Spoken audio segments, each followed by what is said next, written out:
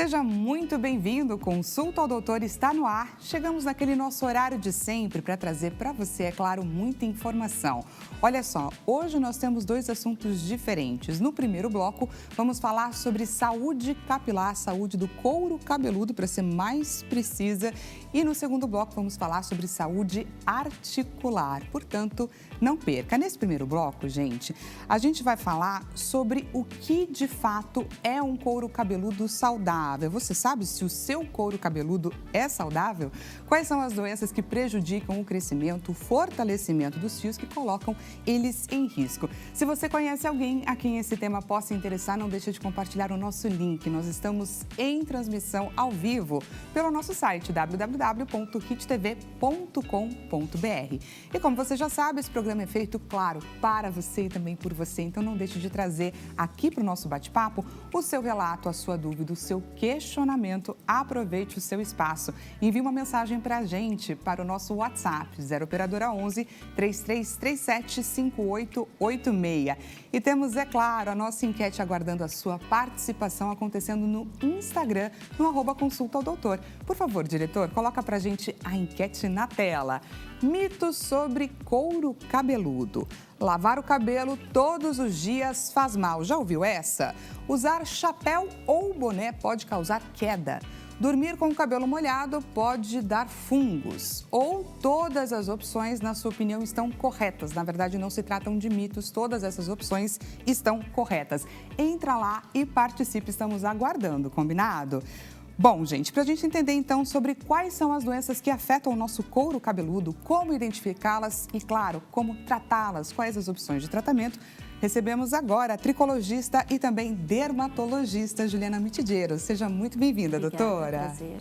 Obrigada, é um prazer estar aqui. Obrigada pelo convite. A gente que agradece a sua participação aqui com a gente. E olha só, muitas pessoas associam couro cabeludo a apenas uma questão estética com relação à saúde dos fios, se estão brilhosos, se estão oleosos, se estão caindo, não é verdade? E, na verdade, o couro cabeludo ele pode trazer sinais muito mais importantes que dizem respeito da saúde do nosso corpo internamente, correto, doutora? Sim. Eu sempre falo para os pacientes que sempre a gente tem que diferenciar. Couro cabeludo é uma coisa e cabelos e fios são outra. Né? Então, do jeito que a gente cuida do couro, não é às vezes o mesmo jeito que a gente cuida dos fios. Né? E produtos do fio não é o mesmo produto do couro. Então, muitas doenças afetam isso. O quadro emocional, você pode ter uma dermatite seborreica, você pode ter, às vezes, por um estresse, uma queda de cabelo, ou então um pré-operatório, pós-operatório, pós-gestação. Tudo isso influencia em uma queda. Se você lava com shampoos ou condicionadores incorretos, pode causar uma caspa e causar uma queda, né? Então, tudo que a gente faz, o que a gente come, o que a gente interfere com certeza no nosso cabelo e no nosso couro cabeludo. Isso é muito importante para a gente ver qual é a responsabilidade que a gente tem com essa extensão aqui do nosso corpo que merece toda a nossa atenção. Doutora, quais são as doenças ou as deficiências que a gente consegue entender a partir da análise de um couro cabeludo? Quando o paciente chega no consultório, primeiro a gente questiona qual é o motivo que o levou, né? Se for um quadro de queda, a gente tem que examinar, ver se tem um quadro somente local, às vezes uma dermatite seborreica que causa uma queda, ou se às vezes é um problema de vitamina, uma doença infecciosa ou inflamatória, ou após, né, uma gestação, o que aconteceu que está causando essa queda, né? Mas existem algumas doenças que determinam. Quando a gente faz análise do couro cabeludo com o dermatoscópio, a gente consegue entender se tem um folículo, se tem vários, se tem algumas indicações de que tem perda de cabelo daquele local, se tem alguma doença inflamatória progressiva, às vezes autoimune, né? Aí depende do que o dermatoscópio, por isso que a análise do couro cabeludo com dermatoscopia é tão importante para poder saber o que realmente está acontecendo naquele fio. E às vezes o que acontece com um não é a mesma coisa que acontece com o outro. Por isso que a queixa diz muito, mas o que eu vejo no couro cabeludo diz mais ainda, né? Por isso, gente, que é tão importante a gente buscar um profissional correto, um profissional sério, na hora que a coisa se complicar. E muitas vezes, doutora, eu acho que é tão difícil a gente perceber essas diferenças no nosso couro cabeludo, entender qual que é o momento. Sim. Por isso, muitas mulheres, inclusive até homens, enfim, a queixa muito grande, percebi que meu cabelo está caindo, mas não necessariamente faço alguma coisa com isso. Então, acho que o objetivo da nossa conversa aqui é a gente conseguir juntos trazer para quem nos assiste a importância de buscar ajuda no momento correto. Então, qual que é o momento correto? Quando identificar? Então, agora a gente vai passar por algumas das doenças mais clássicas do couro cabeludo e aí eu vou pedir para você trazer para a gente quais são os sintomas, quais são as possíveis causas, claro, as opções que temos de tratamento no mercado e quais são as formas também de prevenção, combinado? Então vamos trazer aí a primeira delas, por favor, diretor. Primeira doença na tela, vamos trazer dermatite seborreica, que é uma doença cutânea que provoca manchas vermelhas. Queria que você explicasse o que é a dermatite seborreica e como que ela se manifesta no couro cabeludo. Sim. A dermatite seborreica é um quadro de excesso de uma produção sebácea no local e às vezes acarretando até uma oleosidade, né? A dermatite seborreica pode causar uma caspa, né? E isso pode ser causado por alguma doença autoimune ou então por uma predisposição genética desse paciente a ter dermatite seborreica. Às vezes tem pacientes que têm o mesmo tipo de cabelo, mas uns têm a dermatite seborreica, outros não. E alguns hábitos, maus hábitos que a gente pode vir a ter uma dermatite seborreica, né? Por exemplo, tomar banho com o chuveiro com água muito quente, né? Com água muito quente, você pode desencadear uma dermatite seborreica. Você usar um shampoo muito oleoso para o couro cabeludo pode desencadear uma dermatite seborreica. Fazer química, né? Alisamentos, progressivas, pela química você pode desencadear uma dermatite seborreica, né? Tem alguns pacientes que já têm a predisposição a ter, então às vezes nem é culpa do paciente, mas tem como a gente melhorar e ajudar esse paciente, né? Eu sempre falo que tempo é cabelo, né? E quanto antes a gente agir, mais cabelo a gente permanece tendo, né? Então, quando tem uma queixa e se você já percebeu essa queixa, o quanto antes você procurar um médico é melhor, né?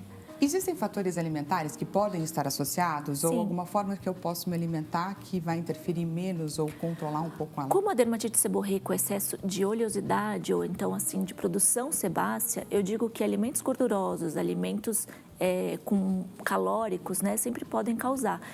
Às vezes gerar mais oleosidade para aquele couro cabeludo. E às vezes o paciente ou está com queda ou está com dermatite e ele acha que é melhor não lavar para que não caia mais, ele fica com aquele couro cabeludo mais oleoso por mais tempo, causando mais dermatite seborreica. E aí ajuda às vezes até a causar fungos, protozoários naquele local. Então, eu sempre falo para os meus pacientes, que a gente é reflexo daquilo que a gente faz e come, né?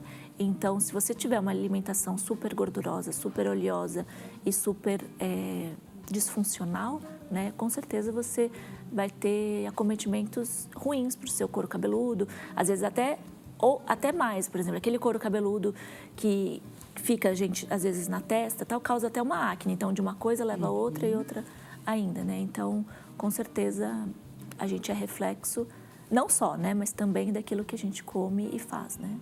E se algo que acontece no seu cabelo está te incomodando e você não faz nada, você ainda pode levar ele para outra extensão, como você falou, para o rosto. Sim. Uma dermatite seborreica não tratada pode gerar? Sim.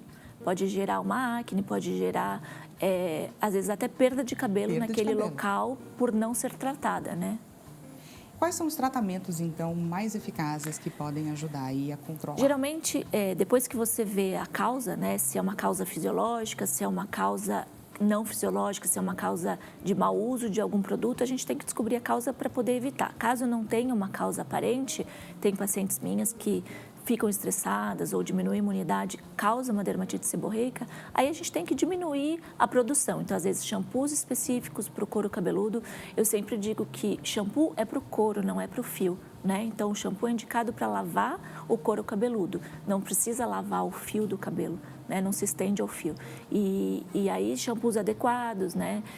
Lavar se você tem a pele oleosa e o couro cabeludo oleoso, você pode até lavar todos os dias, não tem problema. Eu prefiro que lave do que fique com aquele cabelo oleoso, causando uma dermatite seborreica ou uma caspa e uma queda, né? Então, mas eu sempre peço para lavar mais cedo, não dormir com o cabelo molhado, né? Se for dormir, o quanto antes você lavar é melhor, para você não dormir com aquele cabelo molhado, né? E alguns shampoos e até tratamentos tópicos, né? Que a gente pode usar para diminuir esse excesso de sebo, diminuir esse excesso de oleosidade, melhorando a dermatite seborreica. A gente pode ter em produtos prontos, tem produtos manipulados, tem tratamentos no consultório, como laser, como aplicação de fatores, né? No couro cabeludo para melhorar isso também. E é muito bacana, né? Porque nas farmácias, os produtos destinados para pacientes com problemas como esse são os shampoos que estão escritos no rótulo DS. Sim, sim, correto? Sim. Isso é bacana para as pessoas identificarem, se elas estiverem passando aí por um quadro como esse, procurarem esse tipo também de produto nas gôndolas. Sim. Que é muito bacana. Mas, em contrapartida, muitos pacientes costumam reclamar que esse tipo de shampoo deixa o cabelo bastante ressecado. Você tinha comentado que shampoo é importante para o couro cabeludo e não para a extensão dos fios necessariamente. Sim. Então, eu posso, por exemplo, para aplicar um shampoo como esse, que é mais agressivo, mais profundo, faz uma limpeza mais profunda só no couro, e para o restante do cabelo eu uso um outro produto. O indicado é lavar o couro cabeludo com shampoo adequado para o seu couro cabeludo, que não se estende ao fio. Às vezes as mulheres que têm luzes ou os homens que têm o cabelo mais comprido não precisa estender ao fio. Você lava o cabelo com couro cabeludo. É importante que os pacientes tenham paciência e deixe aquele shampoo agir um pouquinho, porque senão ele passa no couro cabeludo, não age, vai lavar, enxágua e não tem efeito nenhum. Então, para que o shampoo haja, você precisa que ele tenha um mínimo de ação local, tópica naquele local. Que tempo seria esse? Pelo menos uns 5 minutos, né? 5 minutinhos. Minutos para poder agir no seu couro cabeludo. Quando suficiente, quando não, a gente entra com tratamento tópico de pingar ou então de aplicar. Mas é importante que lave o couro cabeludo. E caso depois resseque, porque realmente resseca, da metade para a ponta você usa um outro produto para fazer a emoliência daquele fio, né? Uma máscara, um livinho, um creme ou então até um condicionador próprio para o seu tipo de cabelo. Mas aquele shampoo não é para estender para o fio, porque realmente o fio vai ficar seco e vai ter outro problema. Aí a gente vai ficar com o couro cabeludo ressecado e o cabelo também. E aí ninguém gosta disso, não. Temos pergunta da nossa audiência. Por favor, diretor, pergunta na tela. Pergunta da Márcia, de São José dos Campos. Antes de mais nada, Márcia, muito obrigada pela sua contribuição e participação aqui no nosso bate-papo. Olá, boa tarde. Meu cabelo está caindo muito e já fui ao médico e ele disse que é por conta da dengue e que vai continuar caindo aí por uns 4 meses. O que eu posso fazer para ajudar o crescimento? Sim. Ajuda a Márcia, doutora. Essa foi uma das maiores queixas que eu tive durante a Covid, pós-Covid, durante a dengue e pós-dengue, né? Realmente, esses processos inflamatórios dessas doenças causam uma queda maior de cabelo, né? E eu falo que como o tempo é cabelo, quanto antes da gente agir, melhor. Então, às vezes o paciente fica 1 ano com essa queda de cabelo mais exacerbada e vem procurar depois, quando já tem menos folículo. Eu acho que a gente pode agir antes. Realmente vai ter um eflúvio pós-doença inflamatória, vai ter uma queda de cabelo, maior do que o normal, que a gente chama de um eflúvio, que provavelmente foi causada pela dengue, sim, mas a gente consegue agir. Repondo as vitaminas que você perdeu, às vezes, durante um tempo de doença, fazendo aplicação no couro cabeludo. Então, mesmo que tenha esse processo inflamatório e as consequências dessa doença, a gente consegue agir fazendo exames e proporcionando para o cabelo para que ele use complementos via-orais, tópicos, manipulados ou prontos para que ajude esse período de inflamação do seu organismo que vai acarretar naquela perda, né? Então, tem sim como a gente agir, vai ter a perda temporária, mas a gente pode fazer polivitamínicos, pode fazer aplicação, pode fazer mesoterapia, MMP, laser, vários tratamentos que ajudam nessa queda. Então, não precisa esperar, né? Cair tudo. Muito importante você buscar ajuda o quanto antes, porque tem como reverter esse quadro. Sim. Isso que é importante a gente deixar muito claro. Vamos então para a próxima doença do couro cabeludo, psoríase. Vamos ver. Psoríase é uma doença na qual as células da pele se acumulam e formam aí escamas. Conta pra gente um pouco sobre essa descamação e como que a gente pode diferenciar, é claro, de uma dermatite seborreica, que era a doença anterior. São doenças, clinicamente, quando você recebe o paciente, até parecidas, né? Mas na dermatite seborreica não tem tanto essas placas como está na foto, né? Na foto a gente vê que é bem característico da psoríase essa placa que ela é brilhosa até, né? Então esse é um diagnóstico diferencial da dermatite seborreica.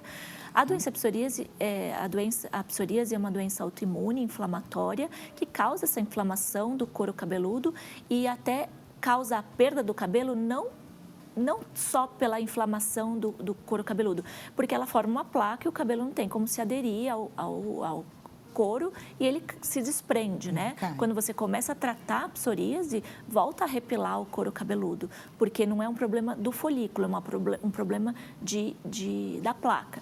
Claro que pelo processo inflamatório você pode ter perda, mas normalmente quando você controla a psoríase e você trata, o paciente tem a repilação daquele local. Né? Geralmente os tratamentos com a psoríase são mais abrasivos, né? São produtos um pouco mais fortes que possam penetrar naquela placa e fazer emoliência. Né?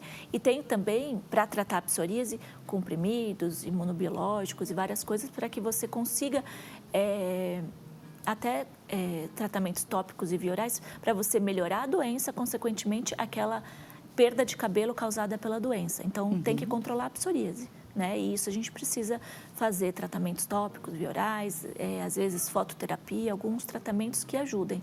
Queria que você explicasse um pouco mais sobre a fototerapia e qual que é a importância dela no tratamento da psoríase. Sim. Antes era muito usado. Hoje, com os imunobiológicos e outros tratamentos, a gente consegue aliar a fototerapia com outras coisas. E a fototerapia ela pode ser local, como ela tem feixes de luz, ela pode ser local na psoríase, levando uma melhora. O que precisa de uma diligência e uma adesão do paciente, né? Porque ele precisa ir até o local, fazer a fototerapia, o tempo determinado, causa uma queimadura não, um calor local que não é agradável, né? Então, assim, para que se faça a fototerapia tem que ter adesão, porque não adianta fazer uma sessão e não fazer mais, por isso que são várias sessões e é um tratamento que precisa de disciplina, né? De consequências, né? De ser diligente no tratamento para que possa melhorar. Então, na sua opinião, qual que é considerado o padrão ouro aí de tratamento para a psoríase? Eu não acho que seja um só. Hoje eu acho que é um conjunto de tratamentos. Por exemplo, se essa psoríase sempre é desencadeada por um estresse, um gatilho emocional, a gente tem que controlar. E se ela não for tão extensa, a gente consegue com tópicos fazer uma boa emoliência, usar um manipulado para que faça... porque não adianta você tirar aquela casquinha do cabelo dura, né? Então, você precisa usar produtos que façam a emoliência. Então, tem tratamentos tópicos que a gente consegue, até em bebezinhos, com muito bom resultado. Agora, tem psoríases extensas, né? Que a gente tem que fazer imunobiológico, às vezes um corticoide tópico, às vezes até tratamentos de uma extensão maior para que possa melhorar. Mas eu acho que é um conjunto de coisas. A fototerapia também. Não acho que talvez o imunobiológico, sim, seja um padrão ouro. Perfeito. Queria agora adentrar, doutora, a alopécia. Como a próxima questão aqui, a gente entender um pouco mais, queria que você comentasse um pouco para a gente sobre o que é essa condição que afeta, gente, milhões de brasileiros e aí tem um impacto significativo, inclusive na saúde emocional. Com certeza. Antes a gente achava que era só uma doença que mulher se importava, né? E hoje a gente vê que todos os pacientes se importam, tanto homem quanto mulheres se importam porque ninguém gosta de ficar calvo, com menos cabelo, né? Então, é uma doença que abrange bastante, talvez seja a maior procura do consultório de tricologia, né? E é uma doença, existem vários tipos de alopécia, né? Quando a gente faz alopécia. A alopécia androgenética, que essa paciente anterior tinha falado, é uma doença hereditária. Então, não tem como mudar a herança genética de um paciente. Tem como a gente contornar com outras coisas que a gente possa fazer para ajudar esse paciente a melhorar o nascimento e essa perda de cabelo. Mas não tem como mudar a genética dele. Talvez? Retardar e, como eu sempre falo, quanto antes, mais cabelo, né? Então, quanto antes um paciente que tem alopecia androgenética for diagnosticado e for tratado, com certeza ele vai ter muito mais cabelo depois, não precisando, às vezes, até fazer um implante capilar, né? E a alopecia areata e a alopecia cicatricial, quais são as diferenças? Sim, Só pra a gente alopecia passar um pouquinho por areata elas? são placas de perda de cabelo, pode ser o uso repetitivo de, vi até as perguntas como boné, capacete, pode desencadear uma alopecia areata pela atração repetitiva do local, isso sim. Ela não tem uma causa definida, por exemplo, não existe uma causa que tem um consenso em comum, porque tem pacientes estressados que não têm alopecia areata e tem outros estressados que desencadeiam. Não é assim, não posso te afirmar que seja de estresse, mas a gente percebe que algumas situações levam o paciente a ter uma perda de cabelo, mas ele tem uma predisposição genética de ter uma alopecia areata. E a alopecia areata, a gente pode tratar, repila totalmente o local e você pode ou não ter essa perda novamente. Então, não quer dizer que você teve Pode ser uma história pontual e nunca mais tenha. Ou então você tem em um lugar e você pode ter em outros também, né? E assim, tentar diminuir essas agressões externas, como o capacete, quando for pôr o capacete, colocar uma bandana ou colocar uma touca de pano para poder diminuir o atrito repetitivo daquele local. Muito, muito importante. Queria que falasse um pouquinho só sobre os tratamentos disponíveis. Sim. Hoje é um leque super amplo de tratamento e sempre a gente está tentando inovar a partir dos resultados, né? Então, a gente tenta fazer com que aquele paciente entenda que se ele tem uma alopecia, vamos supor, androgenética, ele é um paciente que vai ter que tratar sempre porque não tem como a gente mudar a genética. Então, quando a gente faz com que o paciente entenda, a adesão ao tratamento é muito melhor e com os resultados também.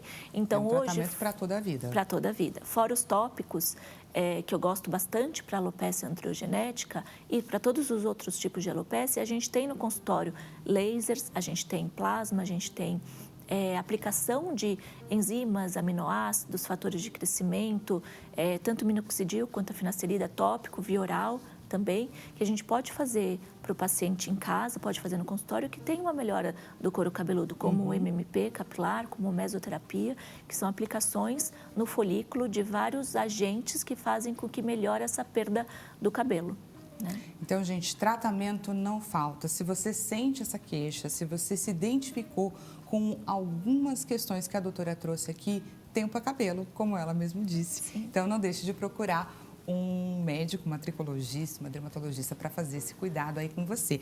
Vamos dar uma olhada então no resultado da nossa enquete. Por favor, diretor, resultado na nossa tela. Mitos aí sobre o couro cabeludo. A alternativa que venceu aí, todas as opções estão corretas. Lavar o cabelo todos os dias faz mal. Usar chapéu ou boné causa queda e dormir com o cabelo molhado pode dar fungos. Doutora, queria que você comentasse, é claro, a nossa enquete, mas antes de mais nada, eu vou aproveitar para me despedir de você, para agradecer a sua presença aqui com a gente e passar para quem nos assiste as redes sociais da doutora. Não deixem de segui-la, gente. Juliana Mitidiero, tricologista e também dermatologista. O Instagram dela, Juliana Mitidiero Derma, e o WhatsApp, 0 operadora 11 9 70 94 37 10. Queria que você trouxesse para a gente o seu comentário sobre a enquete e as considerações finais. Eu acho, sim, que todas as enquetes têm uma questão. Só na primeira questão, depende desse paciente que lava o cabelo todos os dias. O paciente tem o couro cabeludo oleoso e ele tem a necessidade de lavar todos os dias, eu prefiro que ele lave o cabelo todos os dias do que ele fique com o cabelo oleoso e cause uma dermatite seborreica. Então, não quer dizer que não possa lavar, mas já que ele vai ter que lavar, a gente ajuda melhorando com outros pontos, como tentar não dormir com o couro cabeludo molhado para não causar uma dermatite seborreica, não causar... às vezes até uma infecção secundária naquele folículo, naquele fio. Então, assim, cada paciente é individual e se aquele paciente tem a necessidade de lavar, não tem problema que lave, mas que ele lave da forma correta, com shampoos corretos, com uma água não tão quente, uma água morna, para que não danifique aquele fio, como a gente comentou. E olha só, gente, o programa hoje está cheio de informações. A gente vai para um rápido intervalo e daqui a pouco a gente volta para falar sobre saúde articular. Não perca!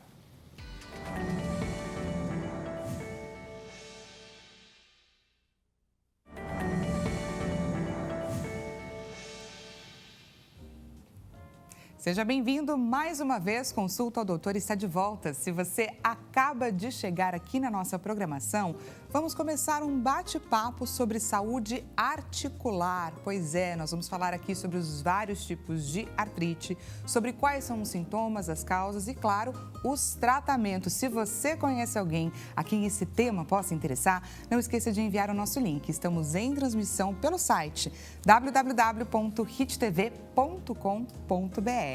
E como você já sabe, esse programa é, claro, feito para você e também por você. Participa aqui do nosso bate-papo, mande a sua história, conte pra gente o seu relato e traga a sua dúvida para a nossa conversa. Nós vamos ter o maior prazer em respondê-lo, ok? 0 Operadora 11 3337 5886. E temos também enquete sobre saúde articular acontecendo neste exato momento no nosso Instagram. Por favor, diretor, enquete na tela. Para gerenciar a saúde articular, na sua opinião, mudanças no estilo de vida, acesso à fisioterapia e também reabilitação são necessários e importantíssimos? Ou, na sua opinião, o que é mais importante é fazer o diagnóstico de forma precoce? Ou então, um tratamento eficaz poderá, é claro, fazer toda a diferença. Entra lá e contribua com a nossa enquete, combinado? Então, para iniciar esse bate-papo, recebo e apresento para vocês Renata Sanzovo, que é reumatologista. Seja muito bem-vinda, doutora. Muito obrigada, é um prazer estar aqui hoje com você, Dani. Agradecemos demais a sua presença aqui. Vamos ter uma aula, gente, sobre saúde articular. Explica pra gente, doutora, quais são os principais tipos de artrite? Certo, então, para começar, né, artrite é um termo genérico, né? O it é de inflamação e o ar é de artrite. Então, uma inflamação dentro da articulação. Então, qualquer juntinha do nosso corpo que inflama, a gente pode chamar de artrite, tá? E dentro desse nome, é muita coisa envolvida. Então, pode ser, por exemplo, classificada como uma articulação, algumas ou várias, né? Monoartrite, poliartrite, aguda, crônica, o tipo de patogênese, então autoimune, degenerativa, de depósito. Então, dentro desse grupo todo de artrites, na reumatologia, a gente vai ter várias doenças que acometem as articulações. Então, é importante a gente entender, né? O padrão, o tipo de dor, quantas articulações envolvidas, qual é essa articulação, para poder ter o diagnóstico correto e o tratamento adequado. Maravilha! Então, gente, vamos conhecer um pouco mais sobre cada doença. A gente vai trazer aqui as principais, combinado? Diretor, coloca pra gente, por favor, a primeira doença na tela para a gente estudar mais e entender mais como que ela se comporta. Artrite reumatoide. Que doença é essa, doutora? Quais são os principais sintomas dela?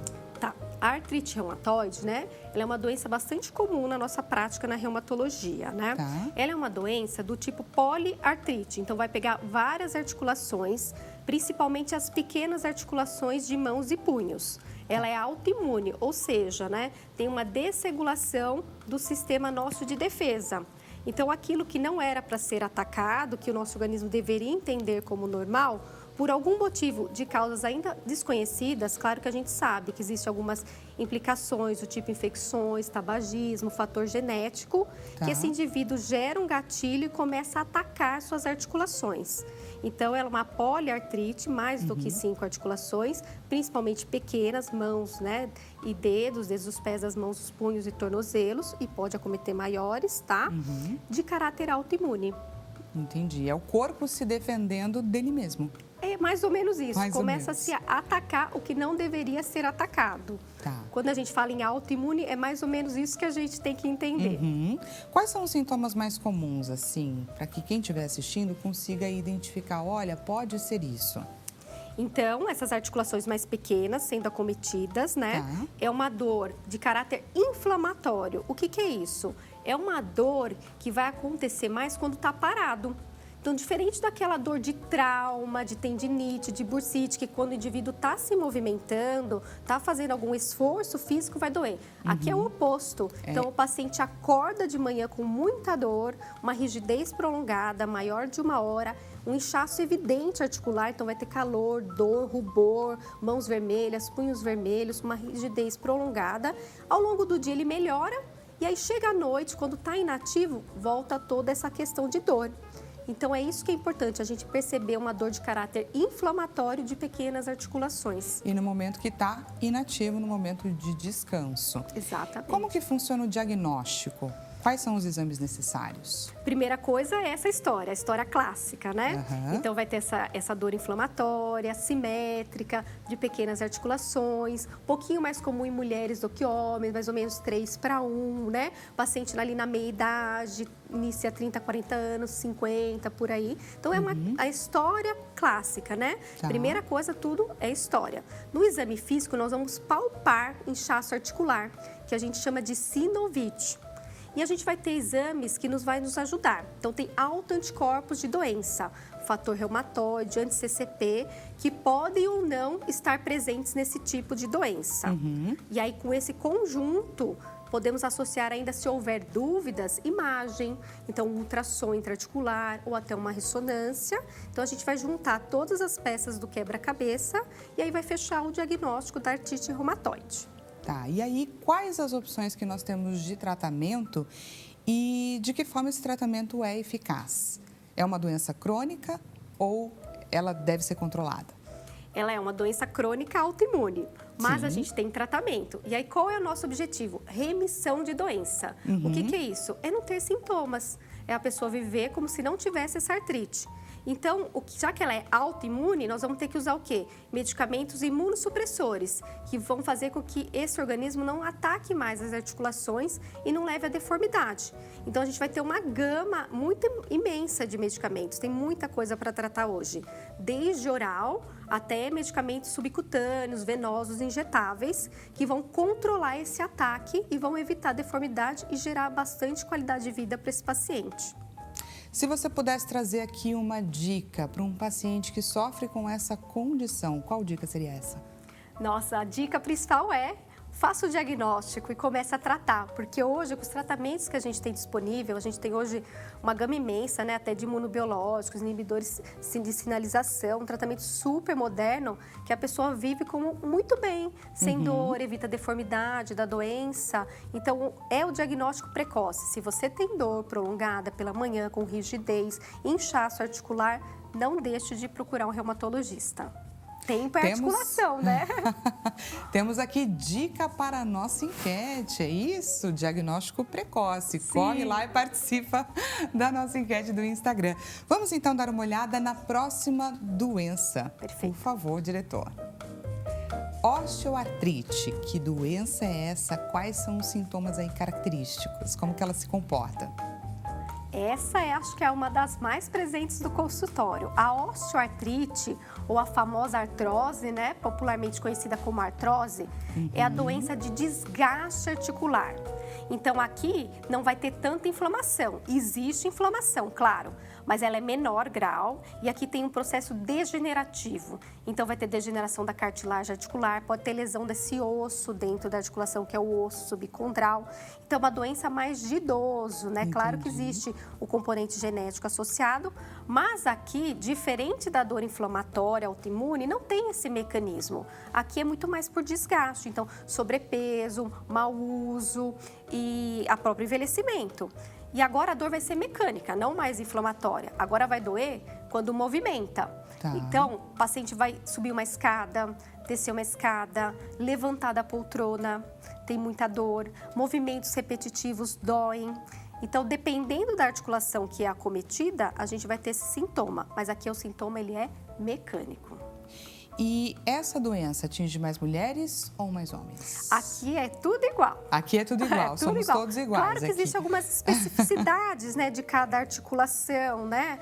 Porque a gente, às vezes, o quadril da mulher é diferente do homem, então pode ter diferença. Mas a gente sabe que aqui não importa muito isso. É muito mais estilo de vida, sobrepeso, uma carga genética, né, presente, que a gente vai ter isso envolvido.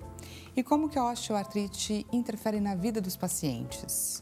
Demais, né? Demais. Bastante, né? Viver com dor é muito limitante. Então, imagina um paciente que era super ativo, desenvolveu aí ao longo do tempo uma artrose importante de joelho, vai ter dificuldade para caminhar, para subir e descer escada, para fazer suas atividades de vida diária, né?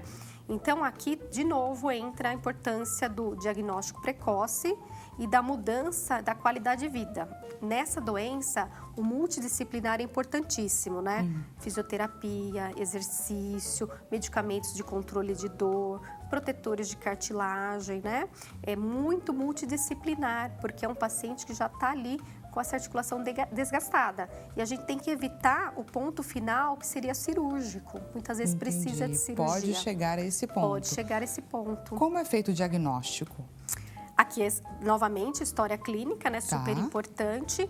E o raio-x, as radiografias vão nos ajudar bastante. Que a gente vai conseguir pontuar o quanto que essa articulação tem de desgaste, né?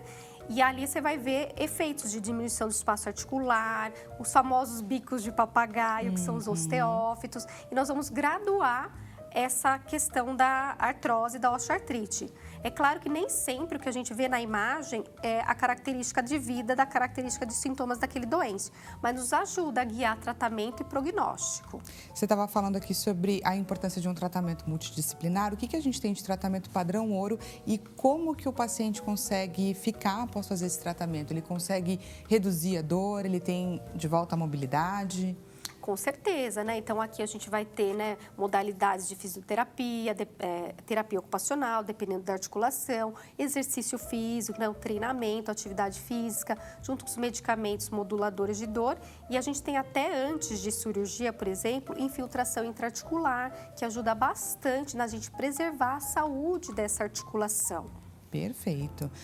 Vamos, olha que lindo, gente, esse corpo passando aqui na tela para frisar a importância do exercício, de trazer aí o movimento para o corpo.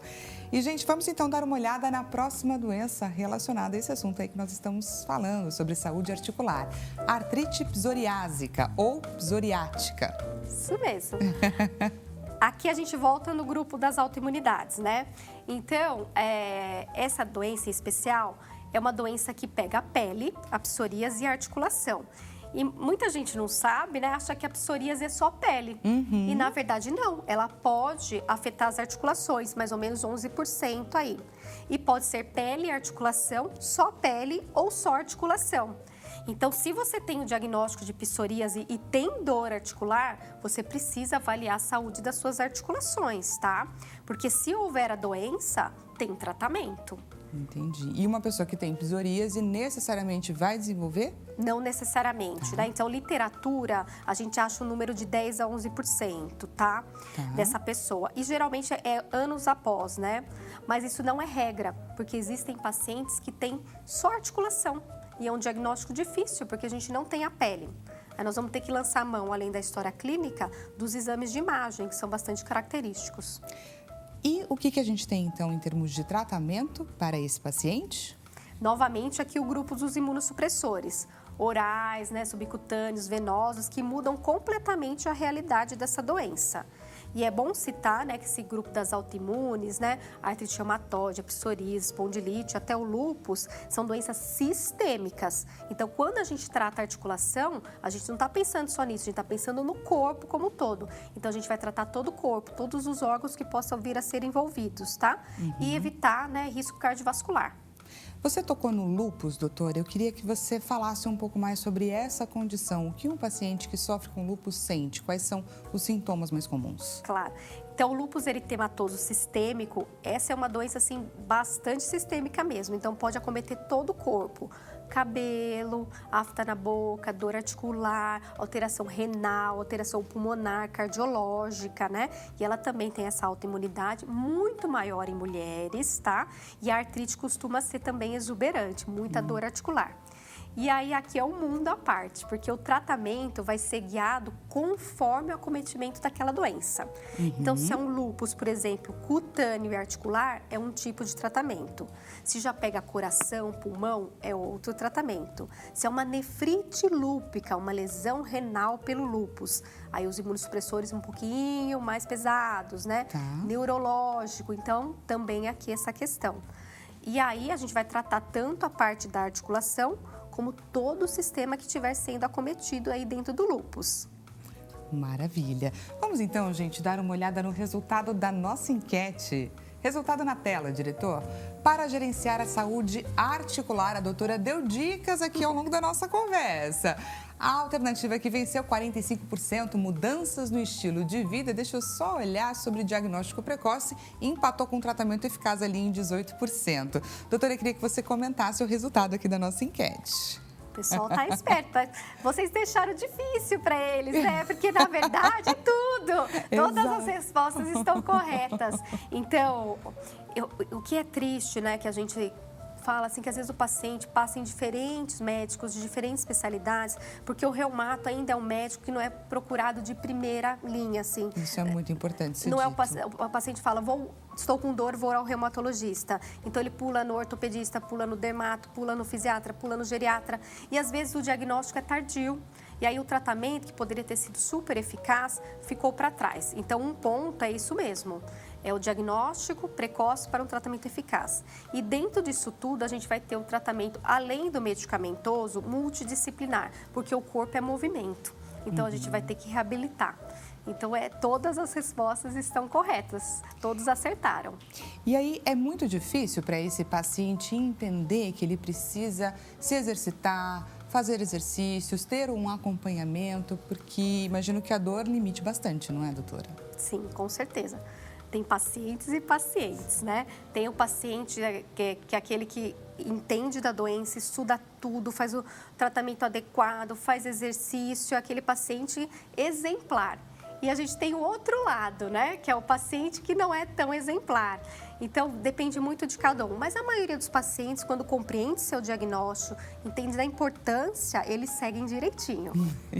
Isso é muito importante, viu, gente? Então, a importância do tratamento que é multidisciplinar foi dita aqui pela doutora. Agradeço demais a sua participação aqui com a gente. Foi muito esclarecedor. Espero Obrigada. que você, aí do outro lado da telinha, também tenha gostado dessa aula que a doutora deu aqui pra gente. Claro que muitas coisas ainda faltaram ser ditas. E aí, então, gente, eu aproveito, é claro, para passar os contatos da doutora, para você adicioná-la na rede social, para você mandar a sua pergunta diretamente para ela, combinado? Doutora Renata Sanzovo, reumatologista, o site dela, a abreviação de doutorarenatasanzovo.com. Temos também o Instagram dela à sua disposição, doutora Renata Sanzovo, e o WhatsApp, 0 operadora 11 98241 9075. Doutora, mais uma vez, muito obrigada aqui pela sua presença. Foi um prazer, estou à disposição para qualquer dúvida que o pessoal tiver. Muito obrigada. Não perca a oportunidade, manda mensagem para ela. Pessoal, muito obrigada pela sua companhia. Espero que você tenha gostado aqui do conteúdo do nosso programa. Amanhã a gente volta a se encontrar nesse mesmo horário, combinado? 16 horas. Até já. Passou voando. Passa voando, né? Passa voando. Até já foi péssimo.